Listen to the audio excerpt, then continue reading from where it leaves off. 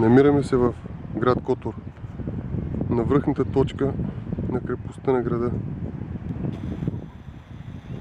Не знам дали камерата ще мога да покаже наистина грандиозността, мащабността и красотата на тая гледка, защото просто това е нещо, което не може да се заснеме. Това е нещо, което човек трябва да види. Това е огромният фьорд, най-южният фьорд в света, който е дълъг над 15 км, прокопан от ледник. Това долу е стария град на Котор, който всъщност е доста голям и внушителен, но от тая височина не изглежда съвсем малък.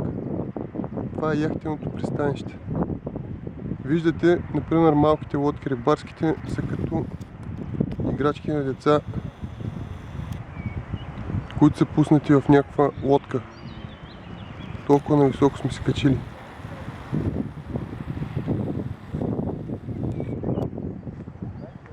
Това е крепостта с най-връхната точка, тъй наречена Цитадела,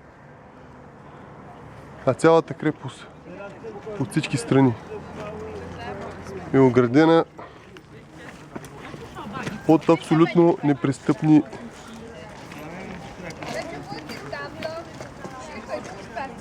планини и крепости.